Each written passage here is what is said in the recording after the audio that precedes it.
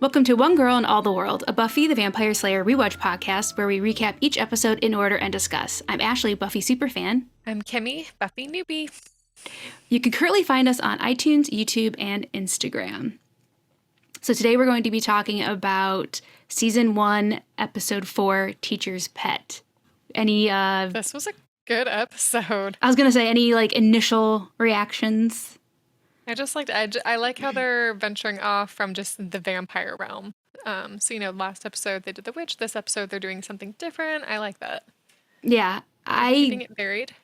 Don't like this episode. Really? Okay. What didn't you like about it, or do we not want to say that yet? We can, as we go through, I'll say, I guess, I'll point out things I don't like. But I would say if I had to show somebody one episode of Buffy, just here's one episode I only get to show, this wouldn't even be in my top 120 episodes to show them. Well, I'm only 4 episodes in. So. I know, out of the 4, okay. But out of the 4, this is my least favorite, I'll say that. Well, I don't know if it's my least, I don't know about that. Last episode was definitely my favorite, though, so. Mm-hmm. Yeah. Okay. Yeah, I think we're gonna have diverging opinions on this one. It'll be interesting. Okay. Okay, Teacher's Pet. The air date for Teacher's Pet was March 24th, 1997. It was written by David Greenwalt, and David Greenwalt becomes this is kind of the first time we hear of him, and he becomes a huge, person in the Buffyverse. He goes on to co-create the spin-off of Buffy, which I won't even tell you what it's called, because that's a spoiler. Oh. So he becomes he obviously started writing on the show, and he becomes a co-creator for the spinoff, and he just becomes a creative partner essentially for Joss Whedon. So it's the first time that we see him here, and it's directed by Bruce Seth Green, which is funny that his name is Seth, middle and last name is Seth Green. I thought that was ironic. We start with another Slayer montage opening, which we are still getting 4 episodes in. I'm gonna keep track of how many until we just start an episode with no Slayer pretense voiceover, but we get that. Quite the lively episode opener. So we start in the Bronze. First thing I gotta say is the ADR, so the automated dialogue replacement of Buffy breathing or grunting throughout this whole episode is horrendously distracting. Something I would have never noticed. Okay, cool. It's just so bad that I know it was in this fight scene, and then the fight scene when she's at Waverly Park. It's it's awful. So I'd like to ask anybody watching this right now if you can comment saying if this is something you also noticed. Is this something I should have noticed? I'm curious now if other people notice this. When you hear some kind of unnatural dialogue where it sounds unnatural, that's usually because it's ADR. It's ADR'd and not. It was recorded later, basically? Yeah, it was recorded later and laid over it for whatever reason. Sometimes ADR is done really well and you don't tell, but sometimes you can tell, and that was just really bothered me. Anyway, we're at the Bronze. Before we even get to the bad grunting and stuff, Buffy is looking sultry. She's got her hair all curled. She's in a red dress. It doesn't quite look like the Buffy we know. Yeah, it's something's weird, isn't it? Something's odd. I felt right away that this was a little off. I was like, this isn't interesting. Yeah, even the way it's shot, it zooms out right away from that woman screaming, and it just feels weird. So she is fighting a vampire and kind of being overpowered, and she kind of gets thrown against the pool table. And right away, Xander comes in and says, "May I cut in?" I think he says. So corny. May I cut in? Super cheesy. Yeah. Over the top. Yep. Grabs the vampire, and he's just punching him, and the vampire's and he basically punches the vampire. The vampire falls on the ground, and we're supposed to just assume that is the vampire defeated because Xander punched him. Buffy checks on him. She's like, "Oh, your hands hurt." And she's obviously you could tell completely obsessed with him, the way she's looking at him. She's like, "Are you still going to be able to?" And he's like, I think he says "Oh, finish my solo and kiss you like you've never been kissed before." And we're like, okay, this is this is ridiculous. Ridiculous. Yep. He starts to walk away, and the vampire jumps back up because he's been punched by Xander. That's it. And Xander breaks off a chair leg and throws it, stakes the vampire. The vampire falls over, and Buffy is just so impressed and attracted to Xander in this moment. It's like a damsel in distress. 100%. Yeah, not a fan. So Xander, he's now defeated this guy, and he's the hero, and he jumps up on stage because apparently he's in a band, and he's the lead guitarist, so he has to finish his solo. He had to jump off the stage quickly to save the love of his life from this vampire. So he finishes his guitar solo, very badly. So I had Matt, my husband, who's played the guitar since before I ever knew him, come over and like just look at it. And I'm like, because I don't know. I'm like, just generally, how well is he miming this music? And Matt was like, horribly. Like his hands aren't even in the areas that they should be for that kind of sound to be coming out of the guitar. So I was like, okay. So they just told him to hold the guitar and yeah. goof off, basically. So either maybe he was playing to a different track initially and they switched it out. That's possible. Or Nicholas Brennan was just like, and he just was like just moving his hands everywhere. I have a feeling it's that one. And wasn't worried about whether it really matched. So I got a outside third party expert to come in and tell me how Xander's guitar playing was, and not shockingly, it was bad. So Buffy is at the end of the stage looking at him longingly and says, "You're drooling." And he's confused. And then we cut to biology class, and Xander, of course, is dreaming, which I think by like 30 seconds in, you can tell that this is Xander's wet, fevered dream about Buffy. She thinks it's drool, but... Oh my God. So we're in biology class. Xander is sleeping. Buffy leans over to tell him, like, hey, wake up, you're drooling. And we learn that they are learning about ants. And their teacher is coming over, and he's kind of noticing that Buffy's not paying attention. Yep. And he's asking, okay, so from the homework, this and that about ants. How do ants communicate? And, of course, Buffy doesn't know because she doesn't know anything. Do homework. Yeah. And Willow is trying to mime behind her with Xander, like, touch and smell. And Buffy gets about half of it and messes up, and it's obvious. The teacher, I like this teacher, Dr. Gregory. I do too, yeah. He's like, okay, like, you obviously didn't do the homework, and I can see, like, that Willow's trying to give you the answers behind my back. So he wants to see her after class. Class is over, and Buffy goes up to talk to him, and he says that Principal Flutie shared her permanent record with him, which I don't know if that's standard or if that's even allowed. Yeah. I don't know, unless there's some behavioral issue that the teacher needs to be in. Maybe that is why. I don't know. But I don't know if your record really gets shared with all the teachers willy-nilly.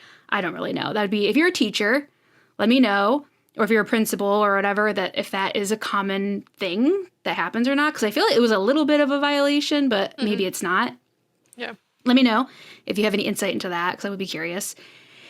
And, she already tries to, like, explain herself and say, there was a lot of extenuating circumstances at the fire and all of this. Yep. And he says, oh, I can't wait to see what you're going to do here. And she's disappointed because she's like, yeah, Destructo girl, that's me, or something along those lines. And she's just disappointed that another adult is expecting the worst from her. Mm-hmm. Because even though Principal Flutie initially was promising his reaction, he, quickly, once he actually saw her file, he expects it from her. We've had her mom expect it from her at every turn, that she's not in trouble yet, and all of this. So she's just like, okay, another adult in my life that's expecting the worst from me. And we're pleasantly surprised because, he says basically that you're smart. If you really applied yourself, you would excel in this class, and that's what I expect from you.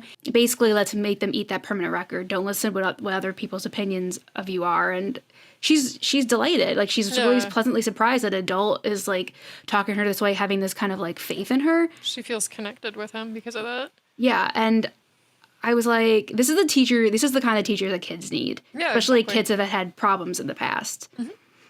They need someone to believe in them, basically. Like, I feel like he kind of said to her, that thing that happened, that doesn't define who you are. Mm-hmm.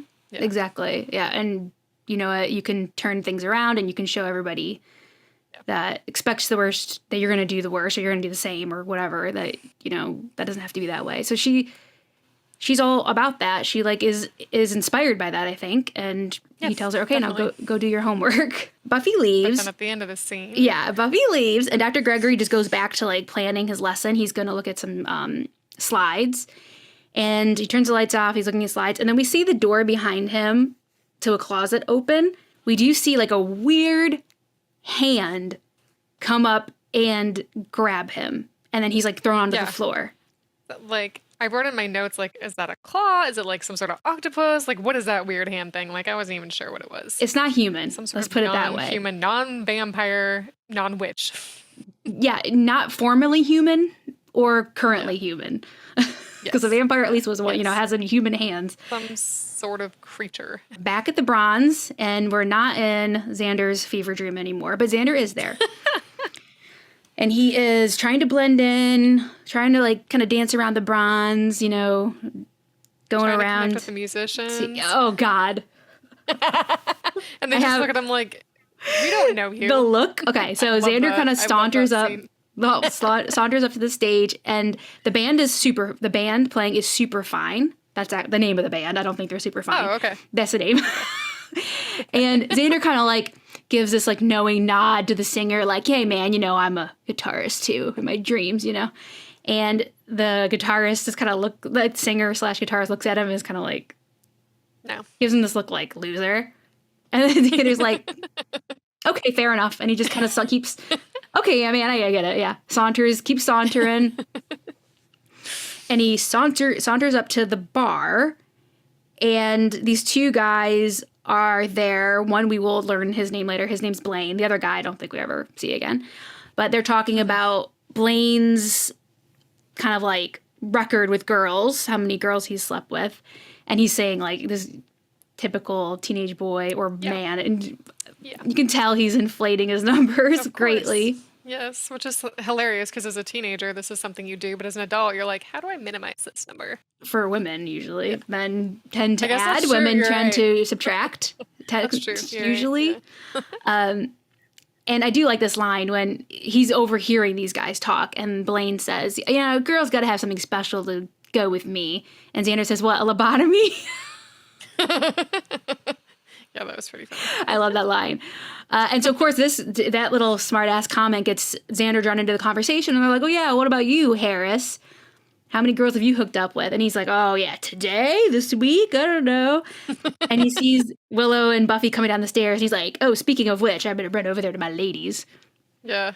So he saunters over there and puts his arm around the girls. And he's like, just go with it. Pretend that we're together because Blaine was questioning my manliness.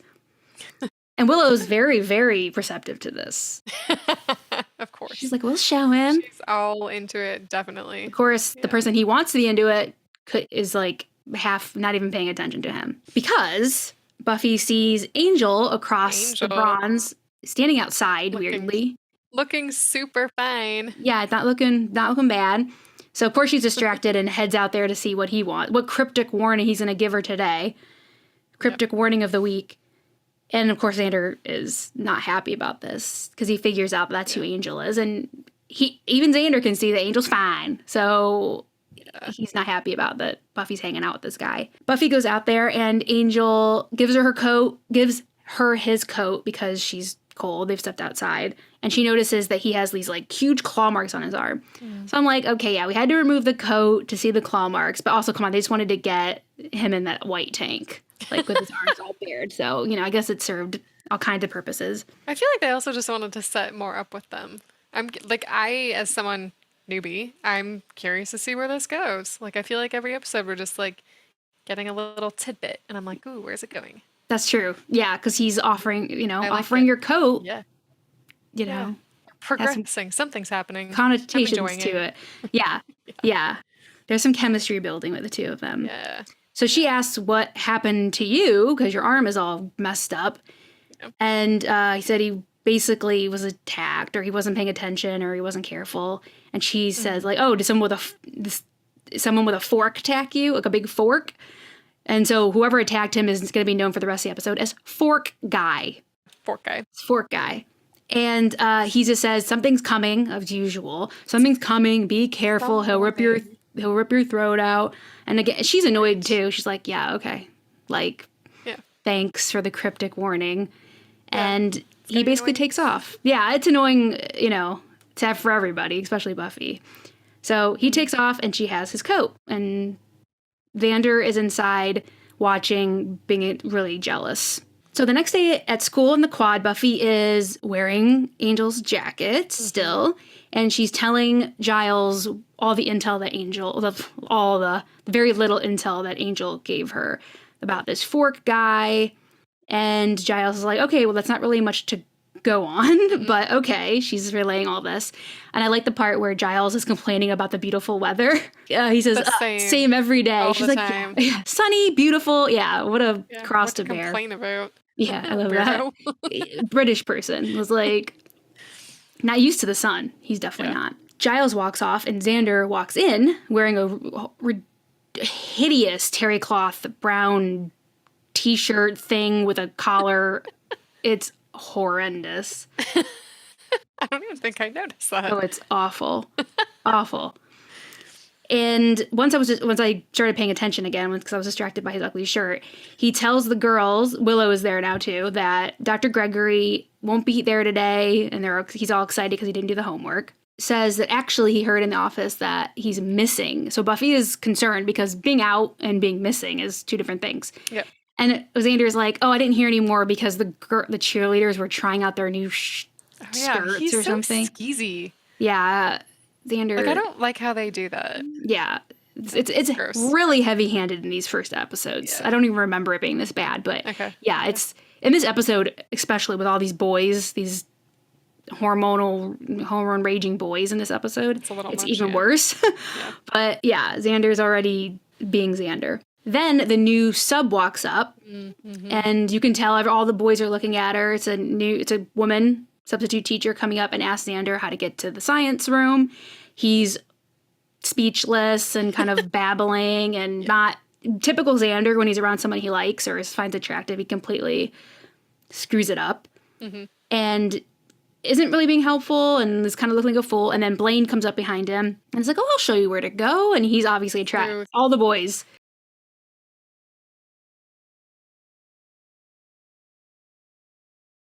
They all walk into their biology class, and Buffy finds Dr. Gregory's broken glasses on the floor and picks them up and thinks it's odd that if he just dropped them, why wouldn't he pick them up? So she just kind of notes that that's odd and puts them on the table. The substitute teacher is named Natalie French. She introduces herself.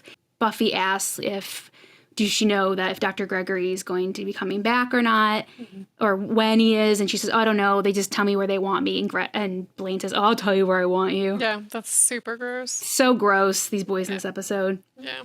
So she picks up with talking about the praying mantis. We learn a little bit about praying mantis, that they're cannibals and that they live a solitary life because of that. And basically they use the males to fertilize their eggs and eat the male, basically. She calls them noble, which I find interesting. She's a fan. Let's put it that way. She's a fan. She's a super fan. She gets almost offended when Buffy calls them bug ugly. Yeah, she gets super offended, actually. Yeah. So she's very much into praying mantises and is dropping a bunch of knowledge that will be useful later. So they find a mate to fertilize the eggs, thinks that it'd be a good idea to make a model egg sacs for the science fair, and she wants volunteers. And of course, all the boys jump up and are trying to get to be a volunteer for this project. To make model egg sacs. Yeah. Ew. Crazy. It's quite the episode. Yeah, it's out there. It's out there. In the lunchroom, Xander, they're all in line to they all have lunch together as well. They're never apart, these three. Yeah, the lunch period is the same. That is funny. Okay. Yeah. They are all in line together, and Xander is kind of bragging that he got chosen to do this project with Miss French, and Blaine comes by and is saying, oh, well, you're going tomorrow. I'm going today. So I got picked first, and there's a little bit of... They're just like arguing over her? Like she's measuring going on. Or something? Yeah. Some PP measuring going on. Cordelia comes in and bumps into Buffy and is rude.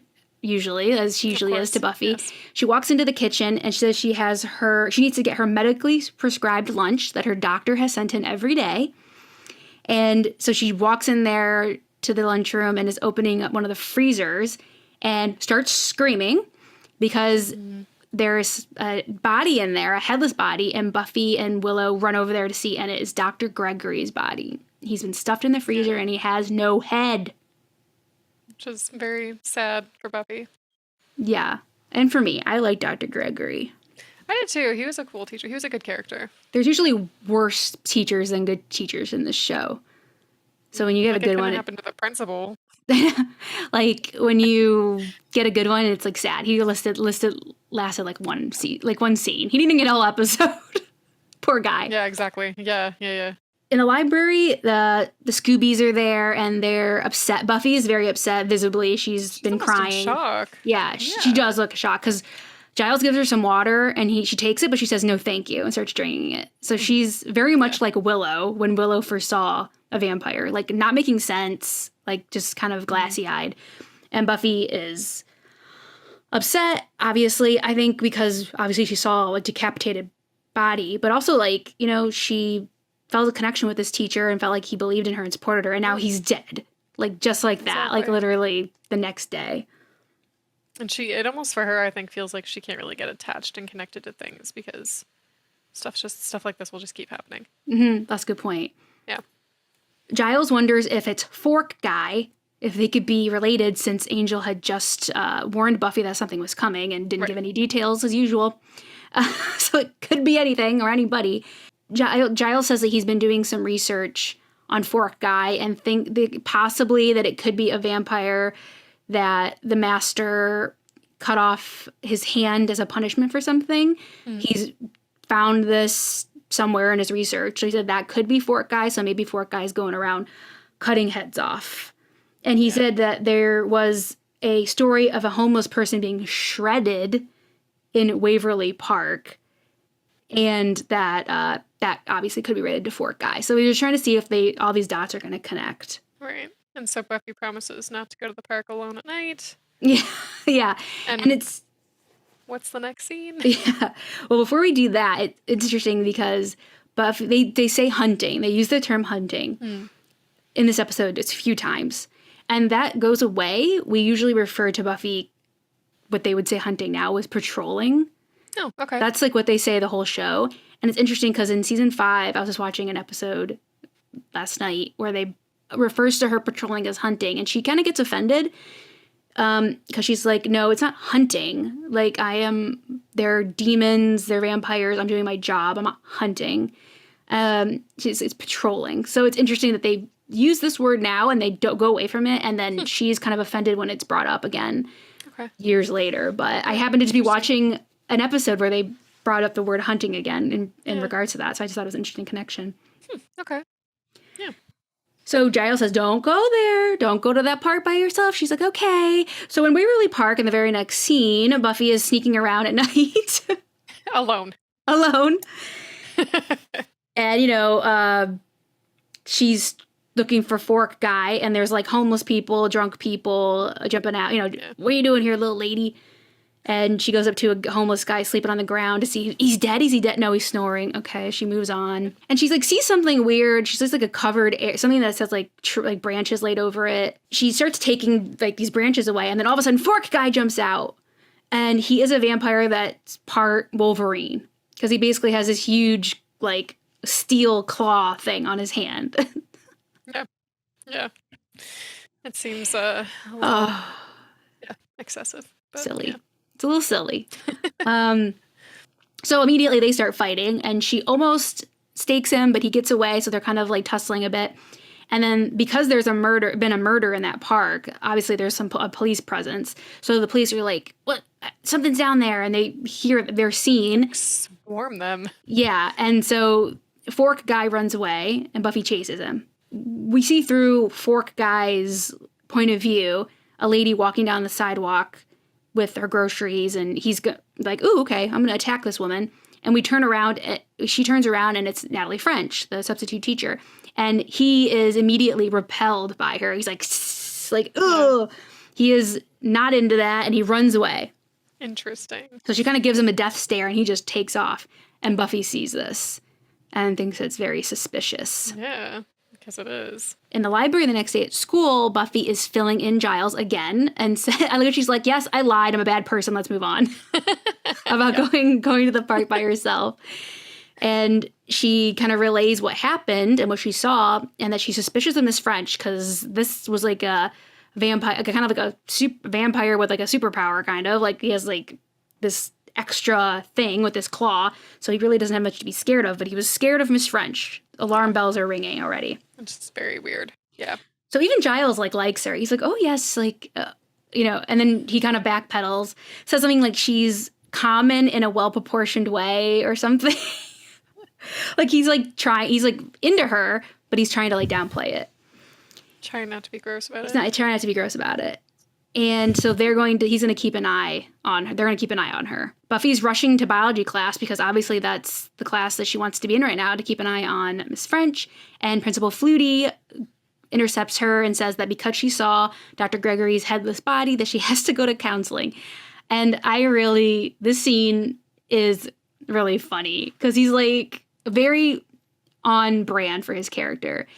I love when he says like, we have to talk about our emotions, or like powerful laxatives have to be involved. And then he says, if you need a hug, I'm always here for a hug, but not a real hug. Not a real hug. We don't touch in this school. We're very sensitive about wrong touching. I thought that was hilarious. He's like towing this line of like, being a caring. I'm here for you, but we can't touch. Yeah. We can't touch. You can't get too close because that's inappropriate. Which I think Giles should take a note from, because he gets really physically close to these kids. Yeah. So Buffy is forced to go and see this counselor. But while she's waiting, Cordy is in there already having her session. And Buffy is just kind of rolling her eyes because Cordelia is saying, dramatic. The bright side of all this is that I haven't been able to eat it all. It's better than my diet. It's so stupid. Okay, Cordy. Okay. After, we don't see Buffy talking to the counselor, but we see her rushing to class after. And she looks in the window and sees that everyone's taking a quiz. And this is weird because when Mrs. French is helping Xander, she's standing by Xander, and there's a student behind her. And then behind that student, there's the door with the window, and Buffy's looking through that. So when Buffy's looking through that, Miss French's head turns to look behind her into the window, but only her head turns. So like Exorcist, like 180 degrees. 180 degrees, her shoulders creepy. don't move. But I'm like, Gross. Why would she do this? To be seen and noticed? Actually, that's a very good point. Because also, why does she help Xander with his test is what I want to know. Endear him more to her? It's weird because I don't know. Teachers aren't supposed to do that. My French teacher did that. Used to help me. What, really? Yeah. Damn, okay, well, none of my teachers did that for me. She would just walk by me and like just tap on one and keep like one of my answers that would be wrong, and then just keep walking. She was so sweet. She helped me. Wow, okay. Yeah, she would just be like, all of us got that kind of treatment. she would just be like tap tap and just keep walking to like change my answer. It was very sweet. She was good. Okay. Well, she didn't want to like me. Not sweet. Yeah, she didn't want me to fertilize her eggs or anything, so it's fine. It was fine. Creepy. Completely innocent. So there's a student in between Buffy and Miss French when she's like doing this. I'm like, there's a student behind her. Okay, risky. And then obviously like whoever's looking in the window did see her. Buffy sees her do this with her head, and I'm just, why? Like, why? Mm-hmm. Aren't you trying to be like incognito? I think I don't know if it's just supposed to be for us as viewers to It is. It just get a hint, I guess. I don't know. Just But doesn't yeah, make it's a little out of sense. place. You're right. It's a little out of place. It doesn't make sense. Like, it doesn't make sense why she would do it, but Yeah. she does it, and Buffy's freaked out. We're back in the library, and Buffy and Willow are walking in, and Buffy is telling Willow what she saw and said it was like The Exorcist, which of course is a reference to the book/movie where a girl is possessed and her head turns around in circles. It's, terrifying. They find out that Blaine is not at school, who was the night before was supposed to be helping with the project with Miss French, so that's another red flag. Mm-hmm. Buffy is convinced, well, I mean, obviously now, that something is going on with Miss French, and definitely is on the insect track because of the way she turns her head. Yeah. I like how she's like, nothing human does this, so yeah, we're thinking insects. Buffy is going to actually apply herself, kind of like taking that lead from Dr. Gregory and do her homework on this. So this is something we don't see that often, is Buffy taking the research initiative, because she's the bronze, right? And she's not usually the brains. Yep. Even though she is smart, she's incredibly smart, but like that falls to other people Right. in the group. Right. And like she's the muscle and like they do the research. So this was like, in hindsight, it's refreshing to see her kind of take the initiative on the research. Yeah. I wish we'd see that more. Yeah, I guess it was just like a Dr. Gregory inspired thing. Yeah, and I wish we've seen that more. Maybe we will periodically. Like maybe I'm just not remembering, but generally speaking, it's everyone else trying to figure out the research, and then she goes and beats it, whatever it is, up. Yeah. So it's after school, and Xander comes into the bio class, and Miss French invites him over to her house because super weird. Yeah. So inappropriate. I can't even, jeez. And she's like, Xander, I've made such a stupid mistake. Oh my God. Like, over the top. Yeah. Yeah. And she's got some scheduling conflict or whatever. She's like, why don't you come over to my house and we can work on the project there? And he's like, yeah, great. Like he knows, he's not even, nobody's playing coy here. Like they're not saying anything, but nothing is Super going obvious. unsaid. Basically, yeah, it's very obvious. He leaves, and she makes herself a bug sandwich. That's so gross with live bugs. Yeah, That's so I loved how her Tupperware was just labeled. The label on it was food. I didn't even notice that. Food. So gross. Yeah. Okay. Oh, and we also find out before Xander leaves, we find out that Xander's middle name is Lavelle. Oh yeah. Which That's I knew that, but I had forgotten. I was like, oh, that's right. Yeah. Lavelle, which is an interesting middle name. Yeah. I also like when she invites him over, he gets a solo flashback from his dream. I think that was like really clever. I did like that part. Yeah. He's like, oh, I can be that Xander in my dream. And Miss French is going to provide that for me. She's going to be the damsel. So in the library, Buffy's got her research on, and she's concluded that the insect that does the 180 turnabout is the praying mantis. That's right. Yeah, so she's convinced that she is some kind of praying mantis thing. Mm-hmm.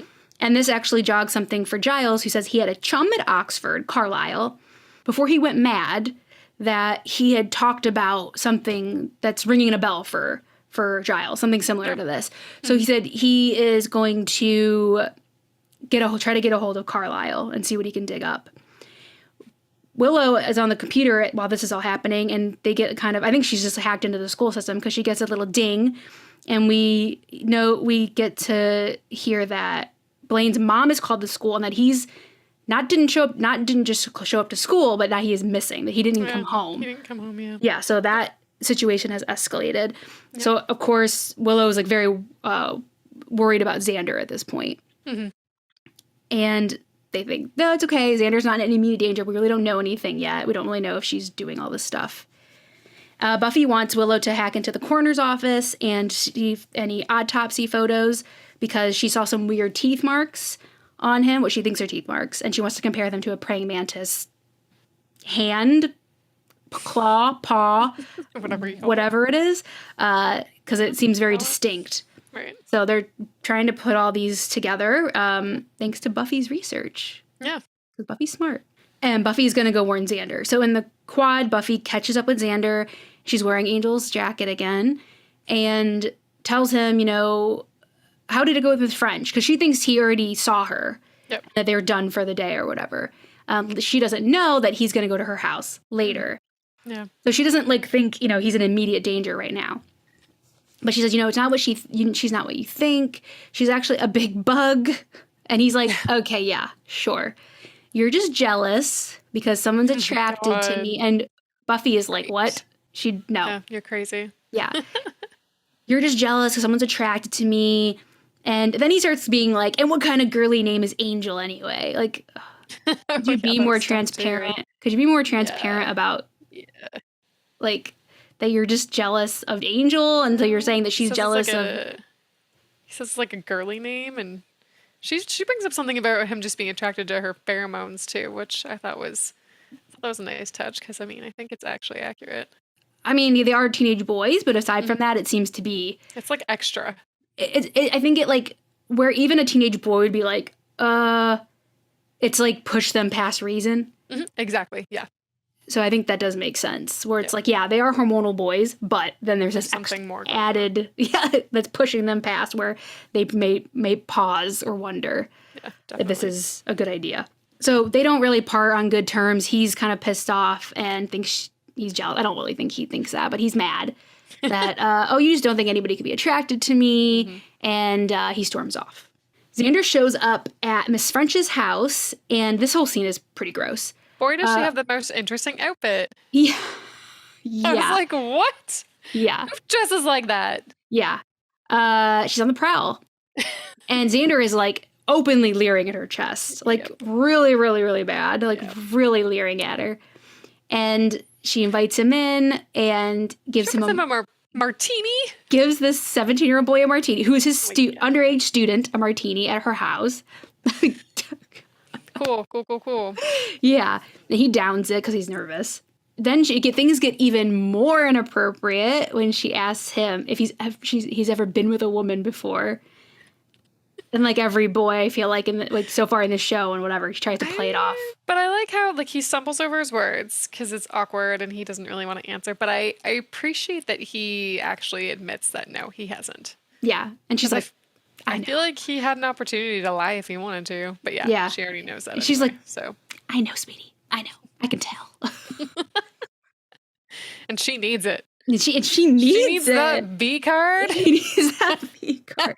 Oh, this whole scene is like it's so gross, cringy. It's like hard to watch. Yeah, you're right. From his perspective, her perspective, everything's gross. Everything's bad. I mean, she's the predator here for sure.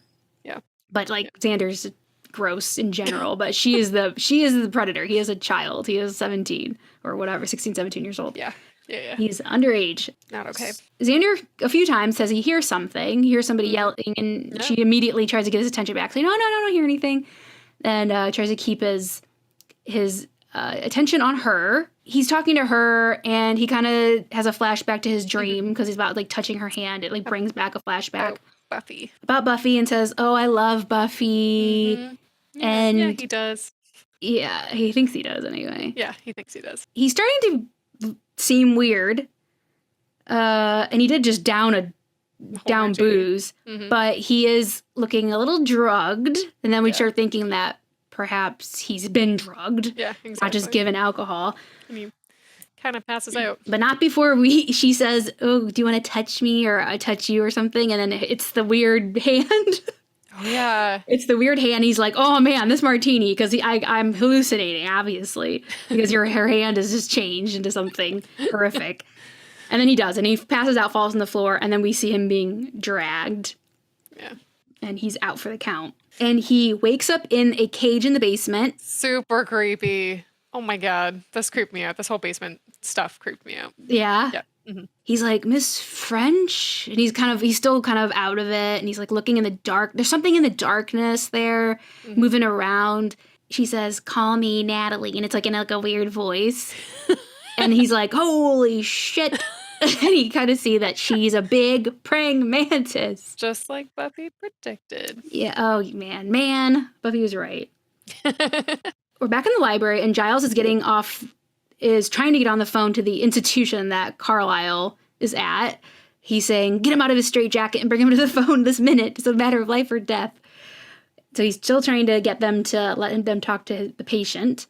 Yeah. Willow finds the autopsy photos, and they match what a praying mantis would leave on someone. So Buffy has matched those, and so all this is being confirmed. Willow is getting really worried now about Xander. Because Buffy mentions that in the research she does that the female bites off the male's head, and Willow's like, but I love his head. Yeah. Like, oh, that's so sweet. She is most notably, obviously crushing on him in this episode, more than any others we've seen. Like, she's, and obviously she's closest to him, even as in a friendship, than Buffy and Giles. They've known each other for their whole lives. Yeah. So, but, and she's like, his adorable smile, his this, is that. I mean, yeah. It's very clear that she has feelings for Xander in this moment. And they still don't realize he's in danger at this point, though. Yeah. And then we're back in the basement. Blaine is down there, too, in a cage next to Xander. Blaine is kind of telling him, oh God, what's gonna happen? And he says, oh, I've seen it. She starts shooting these eggs off of her, and then she gets you and she mates with you. And that's not the worst part. And he says, I've seen it. Yeah, so do we know what that means? Like, that means that while he was in this cage, she brought someone else down there and did this to them. So she But who? Okay, I don't know. But who? Okay. He's the first student that she brought to the house. Exactly. And that's the other thing, too, because I thought, like, at first I was like, I thought he had experienced that, but no, he's saying that he... Because then he wouldn't have a head. Right. Okay, yep. So I don't get that. I'm confused. Please let me know if we're just missing something there, because Blaine he made a very big deal of saying he was the first student to be picked, and Xander was too.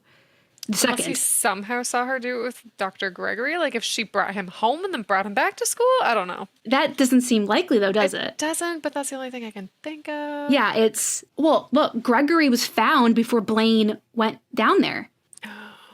Because remember, they found him. Blaine was shown in the same scene that Gregory was found. You're right. I just, for some reason, I thought maybe, and this, I don't think it works because it's gross if it was this, but like she did mate with him and then put him back, and then she was going to finish him off later. I don't know. But no. Okay. I don't know. Yeah. I just think it maybe doesn't make sense. Yeah. Okay. Yeah. Right. I just don't think it doesn't add up for me. No. Please let me know if it adds up for you, because I would like to know. Yeah, so they're both very worried that what's going to happen to them. So they're just kind of, she's over there doing something in the darkness, and they're just waiting to see what their fate's going to be. Yeah.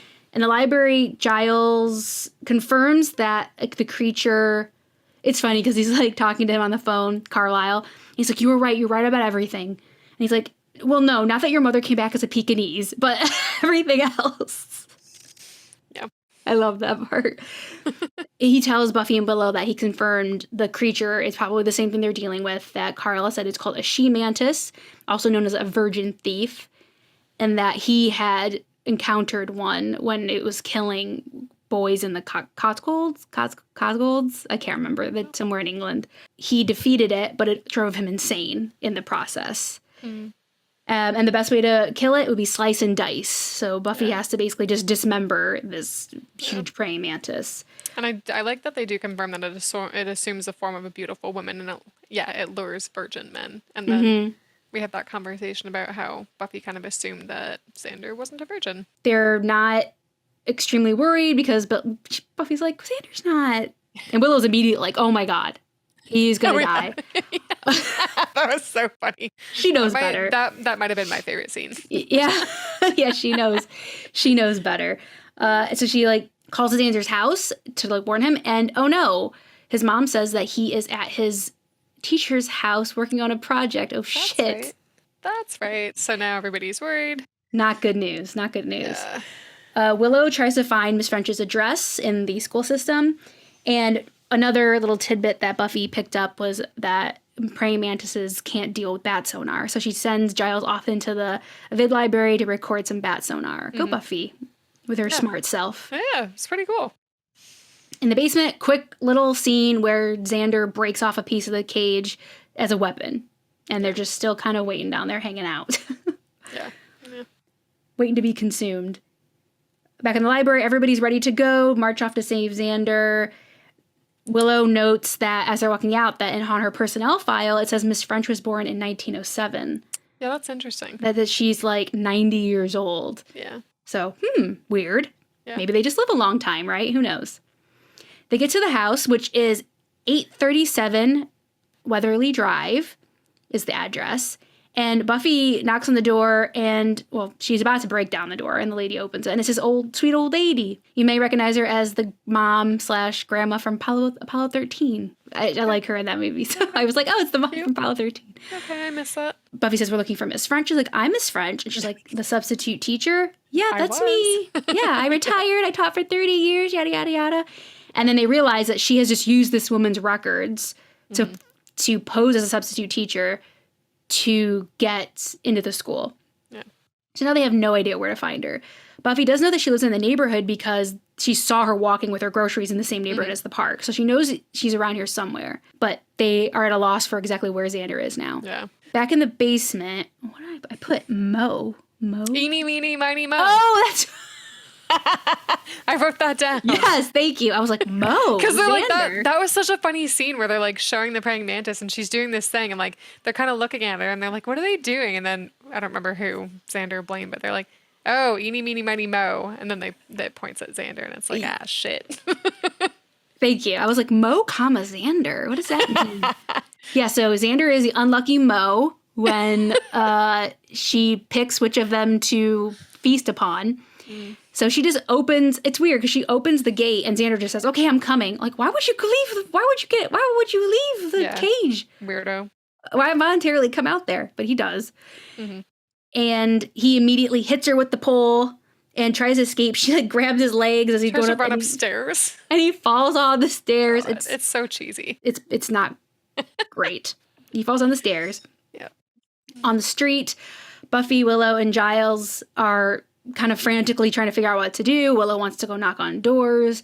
Buffy's like, we don't have time for that. I have an idea. So she goes down into the sewer and we hear a big splash, even though she comes out completely dry later. But anyway. And she's kind of fighting with something. And we see that she comes out from some other area with Fork Guy all tied up. Yeah. And she knows that he is repelled by Miss French. So she basically walks him around the neighborhood waiting for him to like not want to go up into a house. Yeah, this part's hilarious. Eventually they get to a house where he's like, yeah, he doesn't want to go up there. And he gets free, he uses his like claws to get free, and they kind of fight for a little bit. Tries to attack Buffy, yeah. Tries to attack Buffy and she falls and ends up staking him with a part of a picket fence. A white picket fence. Which is great. I love that. Clever. So now they've gotten rid of Fork Guy and they know where she is now. And now they know where Xander is. In the basement, Xander is tied up and she's like, give me a kiss. And her all her weird little insect stuff is coming at his face and like her little, I don't know. It's disgusting. Antlers or whatever they are. Antenna? Yeah, little antennas or whatever. Buffy, thankfully, the last minute breaks in through a basement window and comes in. And she's got her little bag of tricks and immediately starts spraying her with bug spray. And she's like, eh! So that's working. She has a machete and then a tape recorder. She tells Giles to get everybody out while she's like, I did my homework and I took from Dr. Gregory told me to do my homework. You learned stuff. And she's like, and I know, because of that, I know that bat sonar makes your nervous system go crazy. And she hits the recording. Yeah. And it's Giles' voice saying, it's important to file not only alphabetically or something like that. And it's just Giles talking. This is very anticlimactic because you were expecting. I loved that. That's very Buffy. That like, I like so confident and da-da-da, and then it just goes awry. I also how she yells out like, Giles. Like come on. Yeah, Giles. You had one job. I did all the research. He's like, just flip the tape. It's fine. Yeah, so it's on the wrong side. And then it gets knocked away from her. And Giles has to, fighting Miss French, and Giles has to turn the tape over. And eventually does get the bat sonar. And Miss French is affected. Buffy's able to fight her off. And Buffy's able to slice and dice her. This scene. This is a great scene. What did you think of this scene? There were parts of it that I liked and parts that I didn't like. Okay. I thought it was an inventive about the shit when they showed the shadow. Yes, I love that. So the shadow of Buffy fighting the she mantis, I feel like it was like they were paying homage to Psycho. They had they had the music a little bit. They did a tribute in the background. You could kind of hear the music. They were trying to do a little bit of, I think. Anyway, anybody else watching this, let me know if I'm right. I felt like they were trying to do a little nod to Psycho. Interesting. I didn't even think of that. Like the other, like in The Witch, when I would thought of like The Shining, like I don't know if that was meant to be, if that was intentional. This totally, because like even the music in the background, I was like, this is so great. Yeah, I love it. Awesome. I just liked the way it looked. I thought it was a good way, because the puppet is a puppet from 1997. Let's say that. It's not amazing. So for her to fight it even when she's like punching it and kicking it, it just doesn't. It's not amazing. Yeah. So by her fighting the shadow, I think it looked really good. It was very creative. I think it looked good in the shadow. And then Xander's on the stairs watching them. I thought it was a great shot. Like, I thought it was effective. It was awesome. I like the creative ways they kind of got around the puppet. Yeah. But the puppet itself, interacting directly with the puppet, I didn't care for. Okay. Fair. That's fair. So Buffy just hacks the shit out of Miss French until she's dead. Does she ever? Yeah. Very dramatic. Yeah. Just Very nothing impressive. left of her. Cuts everything, cuts her to bits. Willow says, it's so unfair that she only went after virgins. And Blaine and Xander are so embarrassed.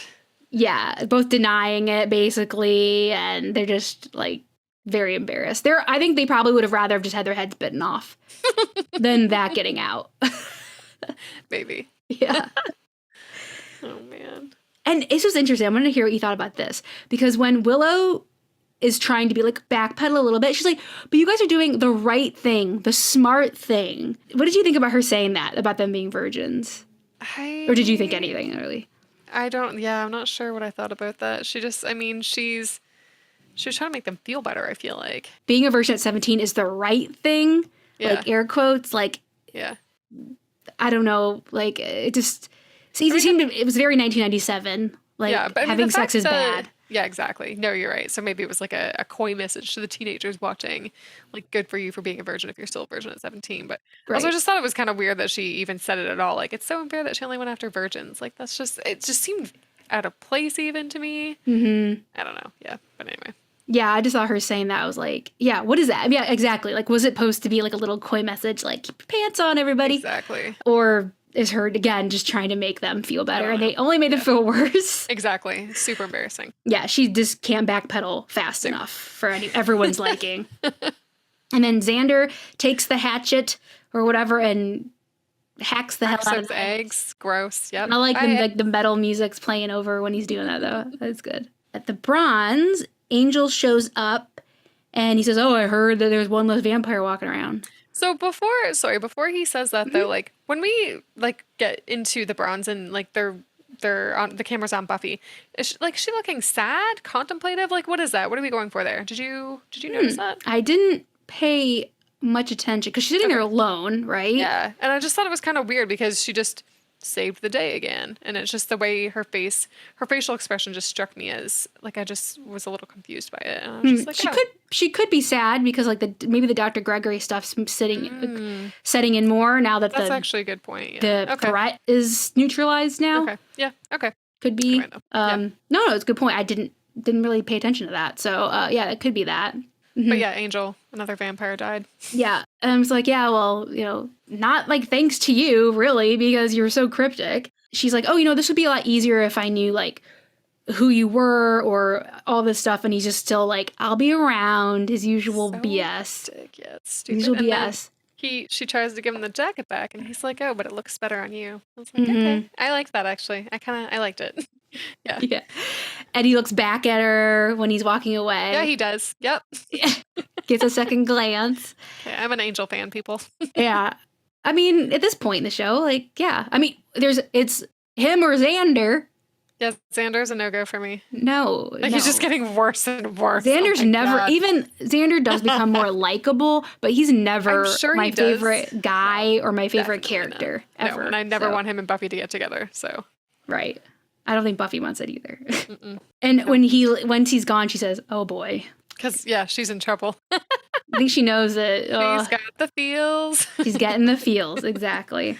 In biology class, I'm assuming the next day, there's a new teacher. Things are just going on as normal. He's talking about their paper that's due, and it's just kind of buried and forgotten now. Supposed to go back to normal life. Yeah, just going back. There's just a new teacher, and he's probably normal.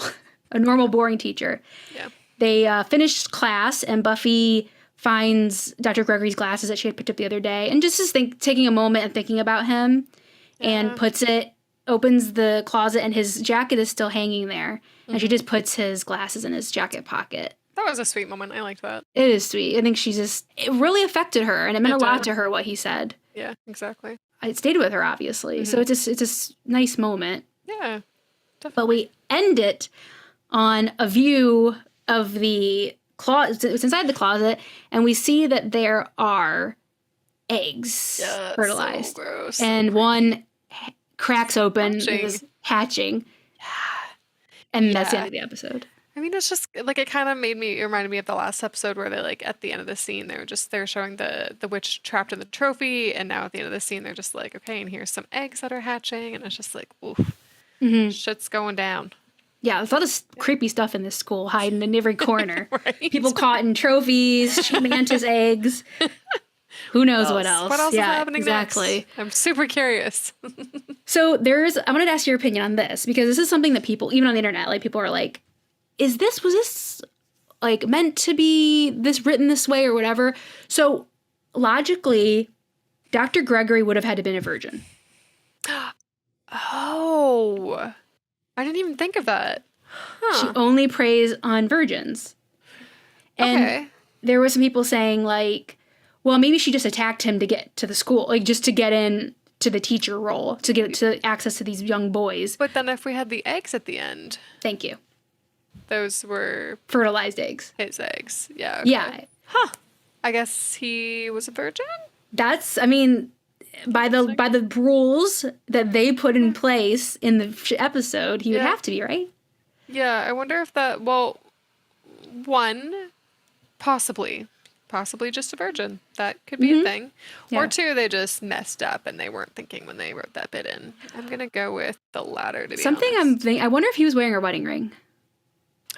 I didn't look, because that would lend to one way or another, possibly. Okay. But anyway, yeah, that's one question like a lot of people have about this episode. They're like, so Dr. Gregory was a virgin? So make your own conclusion. Interesting. I like, according to the rules, he was, I guess. So I mean, it's possible. Oh, sure. It's just interesting because, like, I don't know. Yeah. Again, like you said, I don't know if it was just a oopsie. Yeah, exactly. Or if she had killed him another way.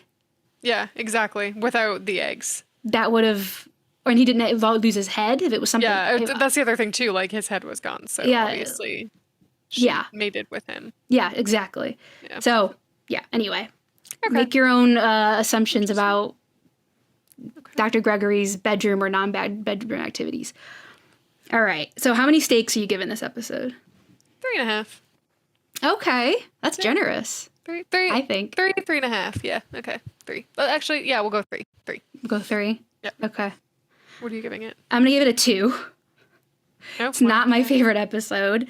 The awkwardness of the puppet brought it down a bit for me. The creepiness of Miss French with the boys, like the predator thing. Like, I know she's an insect, but you say that, you're right. I should I guess when I was watching it should have been more creepy to me. I don't know. I guess I overlooked some things, and now that we went back and like when you were talking about it, I was dissected it. Yes, nice pun there. I appreciate that. Yeah. Nice. Okay, nicely done. Yeah. Okay, I'll still stick with my 3, I guess. So. Also, one thing I did like was that like now they're bringing monsters, air quotes, because we got vampires, witches, and now monsters, which is going to be a umbrella term for more things to come. But this is our first monster of the week, I guess. That's cool. Yeah, no, and see, I think that's what I appreciated too. Just, I mean, I think what put my score up was the psycho thing. I'll be honest. Mm-hmm. No, that was a great insight. But also just because it was again something different. They introduced a new thing. I liked that. Yeah, I did like that too. The execution was creepy. Mm-hmm. That was a pro. That was a pro in my column, and the fact that it was a Xander centric episode didn't do much for me. I would have rather at this point had a Willow centric episode. Yeah. Okay. But let's just say they would have reversed it or something though. If they did a He-Mantis, I don't know. I mean, I guess you can't really do that. Well, I just mean like maybe but no, like maybe not Willow in this exact situation, that's what but you mean. Okay, an episode something more centric on Willow at this point rather than Xander. Okay. Because at this point, I'm much more interested in Willow than Xander as a character. Yeah. Yeah. So I think like the timing of it for episode 4 already to give Xander his own episode, it didn't do it for me.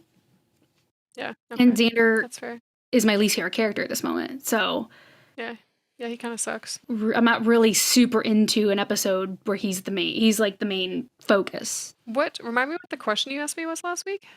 A character loses a body part. What is it? What did I say? You said foot. Oh, damn. I would have accepted. So head was the interesting, but I would have accepted hand because the vampire does lose a hand at some point. So I would have accepted hand or head. Damn, okay, I was way off. All right. Well, okay, so quickly we'll talk about our scenes and our lines. My favorite scene was Dr. Gregory and Buffy. That, like, moment in the classroom where he's reaches her, you know what I mean? He, like, makes a connection with her, and I think it really is impactful to her. So I think that was a sweet moment, something that Buffy's needed for a while, I think, and that she finally got from an adult authority figure. I just thought it was really sweet and important. And then my line I struggled with, I think I'll go with the, like, in the lobotomy line, where Blaine says a girl has to have something special to go with me, and Xander says, well, a lobotomy.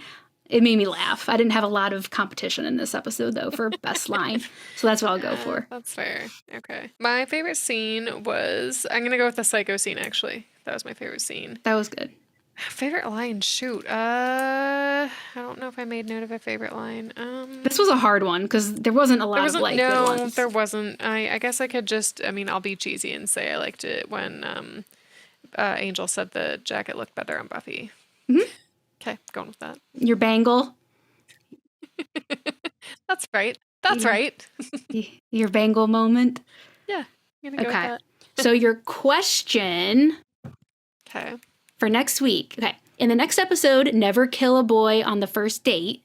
Cute. Okay. Giles reveals 2 other professions that he would rather have done than be a watcher. You can guess. You can make 2 guesses, and even if you get 1 right, I'll give you it. Okay, I'm gonna say writer. Okay, good guess. Well, he's a librarian, so we're not gonna go with librarian, I guess. Hang on. What's that? Like archaeologist or historian? Okay. Oh wait, that's like 3 answers. That's fine.